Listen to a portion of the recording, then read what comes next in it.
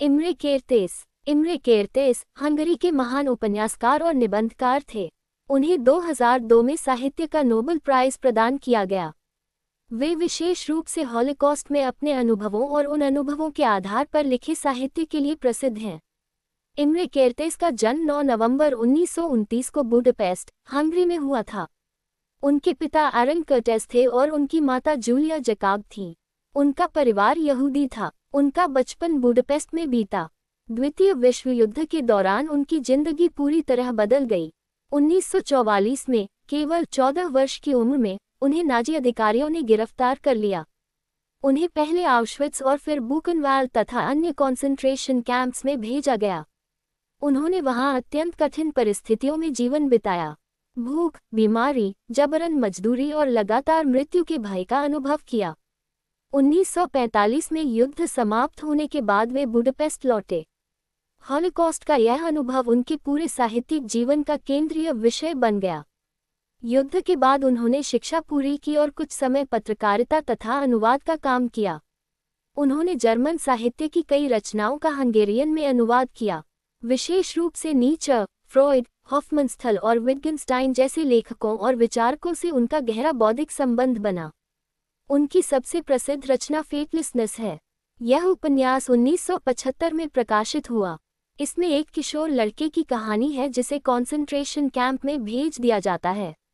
उपन्यास की खास बात यह है कि लेखक भयावह घटनाओं को एक किशोर की अपेक्षाकृत शांत और सरल दृष्टि से प्रस्तुत करते हैं। इससे हॉलोकॉस्ट को समझने का एक असाधारण साहित्यिक दृष्टिकोण सामने आता है। उनकी महत्वपूर्ण कृतियों में fatelessness, Kaddish for an unborn child, failure, liquidation, galley diary शामिल हैं। Kaddish for an unborn child में हॉलोकॉस्ट के बाद जीवन, विवाह, स्मृति और अगली पीढ़ी को जन्म देने के प्रश्नों पर विचार किया गया है। केरतेस का साहित्य केवल हॉलोकॉस्ट का ऐतिहासिक विवरण नहीं है।